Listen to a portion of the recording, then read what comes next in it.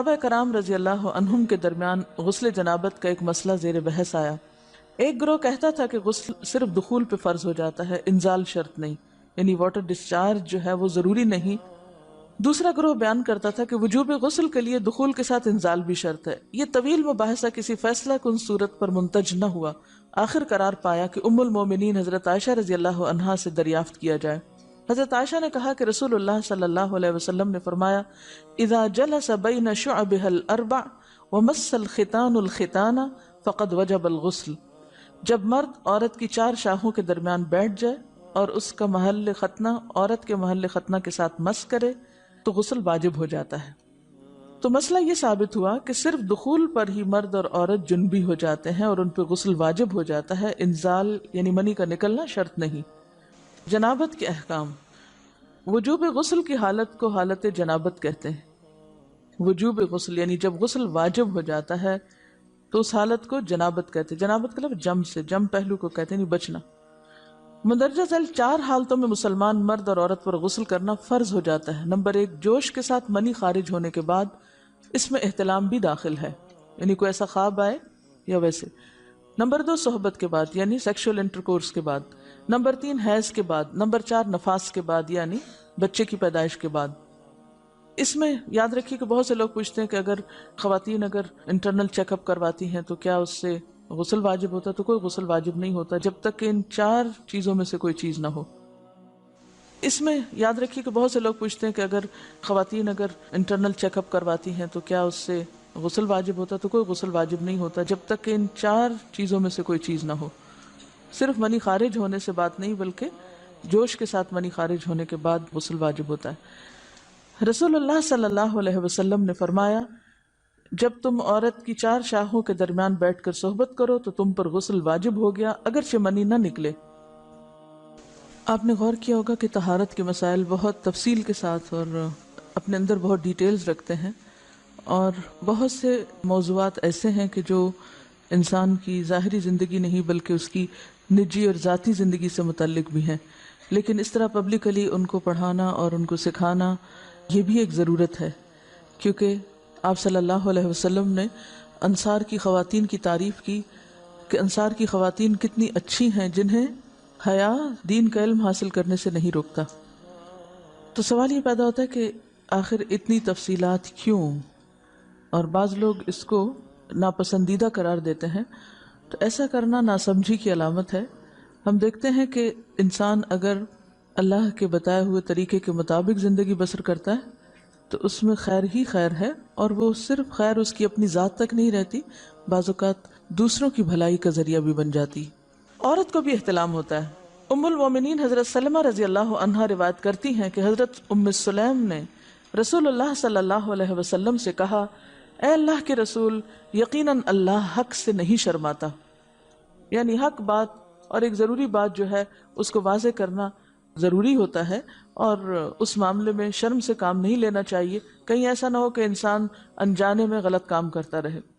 تو یہ کہہ کر انہوں نے مسئلہ پوچھا، کیا عورت پر غسل ہے جبکہ اس کو احتلام ہو؟ آپ نے فرمایا ہاں، لیکن جب پانی کا نشان دیکھے یعنی منی دیکھے۔ اس پر حضرت ام سلمہ نے شرم سے منہ چھپا لیا اور عرض کیا، اے اللہ کے رسول، کیا عورت کو بھی احتلام ہوتا ہے؟ آپ نے فرمایا ہاں ہوتا ہے، تیرا داہنا ہاتھ خاک آلود ہو، یعنی یہ ایک پیار کی ڈانٹ تھی۔ اور اس میں ہو سکتا ہے کہ مزاج کا فرق ہو، بعض خواتین کے ساتھ ایسا نہ ہو اور بعض کے ساتھ ایسا ہو، لیکن اس میں جو اصل چیز ہے وہ ایکسیسو واٹر ڈسچارج ہے۔ اس میں کہیں ایسا نہ ہو کہ لیکوریا وغیرہ کے ساتھ اس کو ریلیٹ کر دیا جائے، دونوں چیزوں میں فرق ہے۔ اور احتلام جو ہے وہ سوتے وقت ہوتا ہے، یعنی سو کر اٹھنے پر اگر انسان اپنے کپڑوں پر زیادہ ڈسچارج دیکھے، خواہ کوئی خواب یا کوئی فیلنگ یاد نہ بھی ہو، تو پھر غسل کرنا ضروری۔ معلوم ہوا کہ عورت یا مرد نیند سے اٹھ کر اگر تری یعنی نشان منی دیکھیں تو یہ احتلام کی علامت ہے، لہٰذا ان پر غسل کرنا فرض ہو جاتا ہے۔ اور اگر احتلام کی کیفیت انہیں یاد ہو لیکن نشان نہ پائیں، یعنی خواب یاد ہے لیکن کوئی سامنے علامت نہیں، تو غسل فرض نہیں ہوگا۔ ایسی صورت میں شک کی ضرورت نہیں ہے کہ نہیں وہ میں نے خواب دیکھا اور مجھے خواب بالکل صحیح یاد ہے تو مجھے نہانا چاہیے، نہیں، محض خواب پر نہیں نہایا جائے گا جب تک کہ فزیکلی کوئی ایسی چیز سامنے دیکھی نہ جائے۔ حضرت ام سلمہ روایت کرتی ہیں کہ میں نے کہا اے اللہ کے رسول صلی اللہ علیہ وسلم، میں اپنے سر کے بال خوب مضبوط گوندتی ہوں، کیا میں انہیں غسل جنابت کے وقت کھولا کروں؟ آپ نے فرمایا ان کا کھولنا ضروری نہیں، تیرے لیے یہی کافی ہے کہ 3 لپ پانی اپنے سر پر ڈالے، پھر اپنے سارے بدن پر پانی بہائے، پس تو پاک ہو جائے گی۔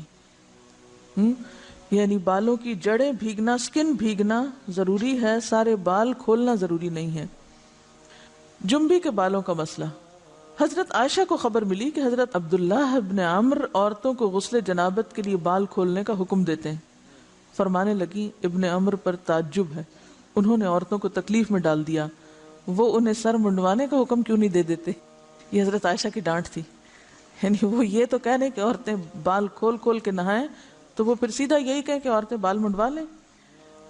میں اور رسول اللہ صلی اللہ علیہ وسلم ایک ہی برتن میں غسل کرتے، اور میں اپنے بال کھولے بغیر سر پر 3 چلو سے زیادہ پانی نہیں ڈالتی تھی۔ معلوم ہوا کہ غسل جنابت کے لیے بال کھولنے کی ضرورت نہیں، مگر یہ حکم صرف غسل جنابت کا ہے، غسل حیض کے لیے بالوں کا کھولنا ضروری ہے، کیونکہ وہ مہینے میں ایک دفعہ ہے۔ حضرت عائشہ سے روایت ہے کہ انہیں رسول اللہ صلی اللہ علیہ وسلم نے غسل حیض کے لیے فرمایا اپنے بال کھولو اور غسل کرو۔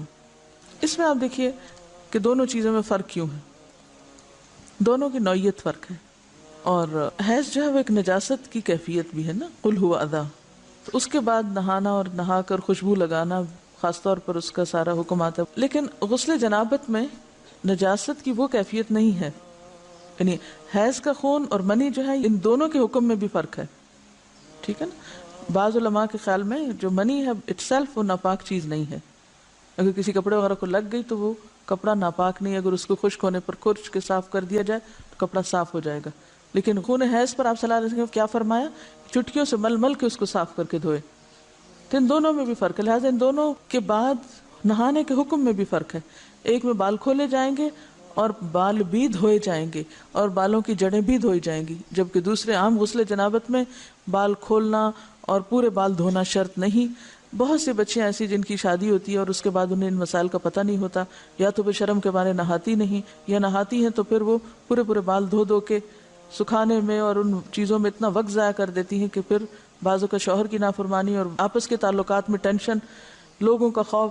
تو اگر دین کا صحیح مسئلہ پتہ ہو تو انسان ان تمام مشقتوں سے بچ جاتا ہے اور ایک نارمل روٹین کی لائف گزار سکتا ہے۔ اس میں کیا صرف 3 کپ پانی، 3 لپ پانی، یعنی 3 دفعہ کیونکہ اگر ایک دفعہ ڈالنے سے پوری طرح نہیں بھیگا تو آپ یہ بھی کر سکتے ٹیپ کے آگے سر کر کے تو ساری اسکن جو ہے سر کی اس کو آپ گیلا کر لیں، پیچھے سے بال جو ہیں اگر لمبے ہیں تو ان کو ایک طرف کر دیں تاکہ پورے بال نہ دھونے پڑے، نہ سکھانے پڑے اور نہ خشک کرنے پڑے، اور باقی جسم پہ پانی بہا لیں۔ دوسری صورت یہ ہے کہ مگ میں پانی لے کے تو اس کو آپ تھوڑا تھوڑا کر کے پورے کو ایک دفعہ کریں، پھر اس کے بعد دوبارہ کریں اور تیسری دفعہ رول کر کے بالوں کو پیچھے سے شاور کیپ ڈال لیں اور باقی جسم پھر دھو لیں۔ شاور کیپ سے کیا ہوتا ہے عام طور پر کہ پیچھے کے جو سارے لمبے بال ہیں پھر وہ نیچے گر کے گیلے نہیں ہوتے، وہ آپ کے سر پہ ہی ٹک جاتے ہیں، تو سر کی سکن دھوئیں اور بالوں کو جوڑے کی شکل میں باندھ کے اوپر شاور کیپ پہن کے پھر باقی جسم کو اچھی طرح دھو لیں۔ تو اس میں آپ دیکھیں کہ جب بالکل سر کے سکن کا حصہ ہی تر ہوگا، اور یہ 3 دفعہ کرنا ہوگا، ایک دفعہ سے نہیں کام چلے کہ 3 دفعہ کرنا، تاکہ کوئی بھی بال برابر جگہ سکن کی خشک نہ رہ جائے۔ تو اس سے کیا ہوگا کہ جتنا کم بال گیلے ہوں گے اتنے کم دیر میں ان کو خشک بھی کیا جا سکتا ہے اور کسی بھی مشقت کے بغیر انسان نماز پڑھ سکتا ہے۔